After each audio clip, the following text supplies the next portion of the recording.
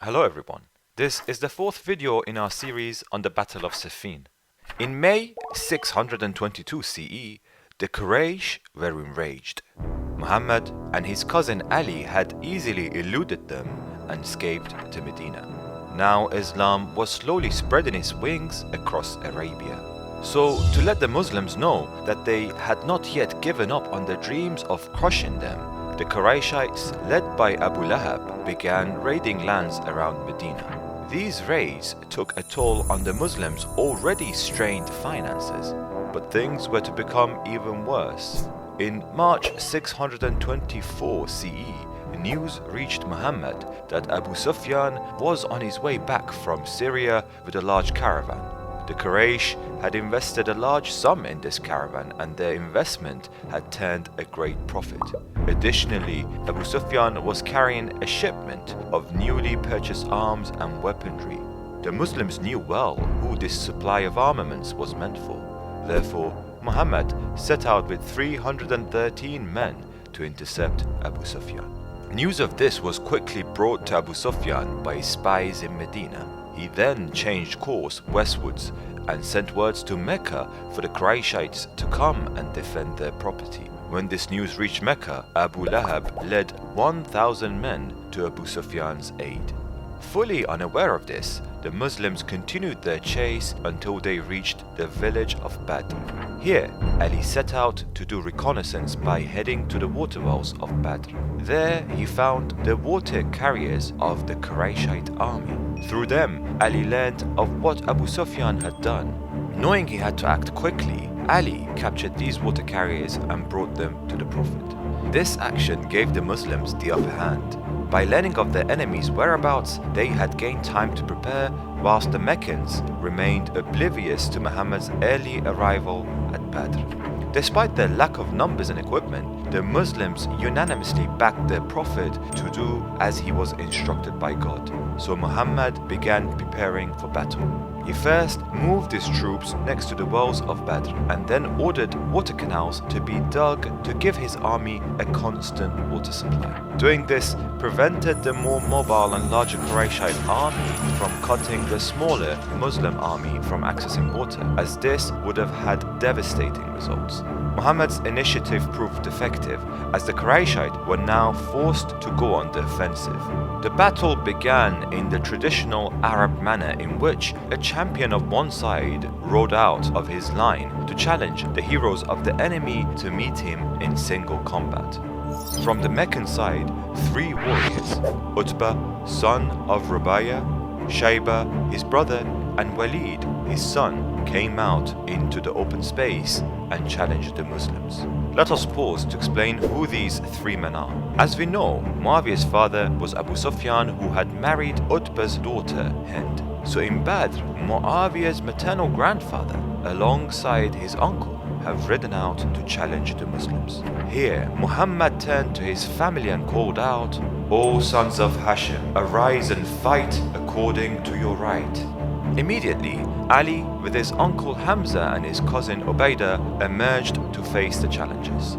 Once again, the Hashemites faced off against the sons of Abd Shams. Seeing young Ali come forward, Utbah called to his son to face him.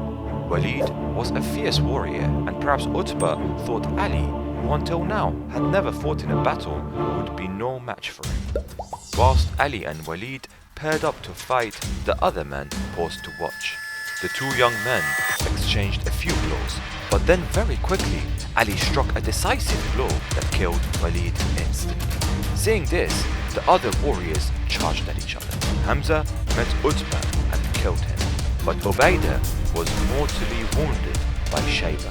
Seeing Ubaidah collapse, Ali and Hamza rushed to his aid and killed Shayba. With their opponents dead, they carried Ubaidah back into the Muslim lines, where he succumbed to his wounds. After this, Abu Jahl was not eager to take further chances and ordered his troops to advance. The Meccans charged the Muslims, but could not break their tight defensive formation. They charged again and again, but the Muslims held firm. The Meccans were regrouping for a new attack when the Prophet suddenly signaled the Muslims to rush forward. Ali and Hamza led the countercharge and both carried slaughter and dismay into the enemy ranks. Many of the Meccan leaders and officers were killed, including Abu Jahl himself. And after his death, the Meccans were unable to regroup and began to retreat. The Muslims pressed their advantage, and the Meccans' retreat soon became a rout. Islam had won its first and most important victory. This defeat was hard to swallow for the wealthy state of Mecca, and to retaliate, they quickly began to prepare for a second battle. A year later, in 625 CE, financed by the profits of Abu Sufyan's earlier trading caravan to Syria, a 3,000-man army was raised to march on Medina. After hearing the news of her father, uncle, and brother's death at the hands of Ali and Hamza, Hind, mother of Muawiyah, yearned for revenge. To this purpose, an Abyssinian slave called Wahshi, who was a capable javelin thrower, was hired. He was then promised his freedom if he managed to kill Muhammad, Ali, or Hamza. Hind then accompanied her husband's army to see the success of this revenge plot at first hand. In Medina, the Prophet initially had gathered 1,000 men. He then set out for the Mount of Uhud, 5 miles from Medina. But en route to Uhud, 300 of Muhammad's men decided to abandon him and return to Medina. Regardless of this setback, the Prophet intended to press on. As we have seen already, Muhammad was an astute tactician.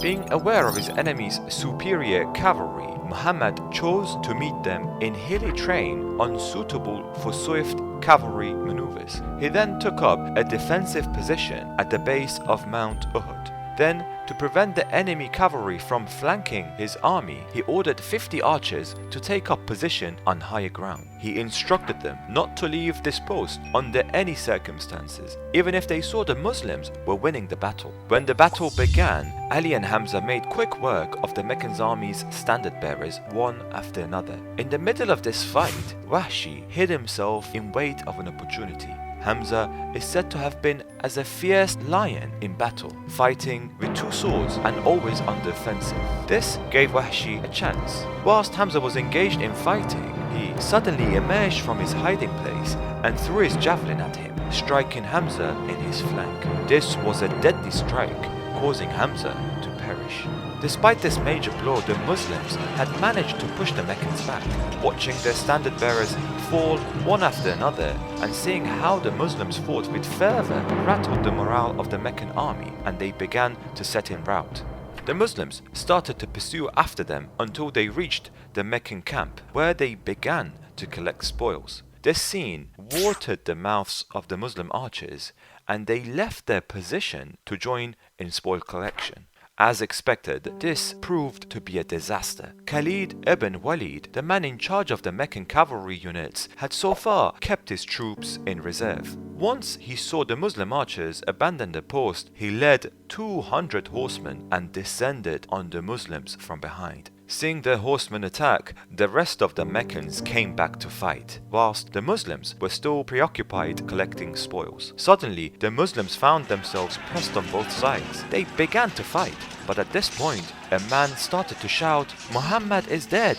This made the Muslims lose all hope and flee. Yet, Muhammad was still alive and fighting. Despite his army abandoning him, he stood firm with Ali alone at his side. Seeing Muhammad isolated, the Meccans sent charge after charge to take him down. Here, Ali threw himself at each charge, breaking them one after another. The Prophet fought alongside Ali and kept shouting for his army to come back. Eventually, some Muslims realized this and returned to aid their Prophet, allowing him to withdraw from the fight.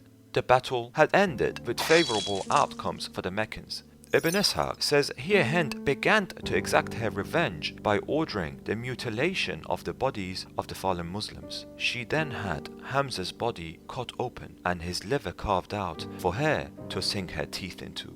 This barbaric act was a painful blow for Muhammad, who later gave Hamza the title of Sayyid al-Shuhada, meaning the master of the martyrs. From our perspective, one can see that at Badr, Ali had dealt a great wound to Muawiyah and won Islam a great victory.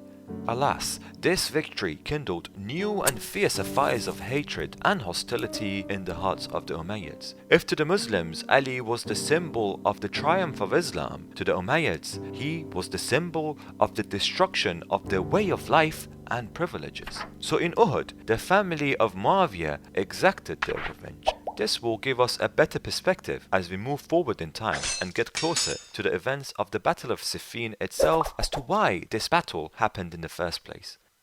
We would like to thank you all for your support and attention so far in following our series. If you have enjoyed our series, please share our videos and leave a comment. Our channel also has a Patreon page now, and your contribution through this will help us improve and continue our work.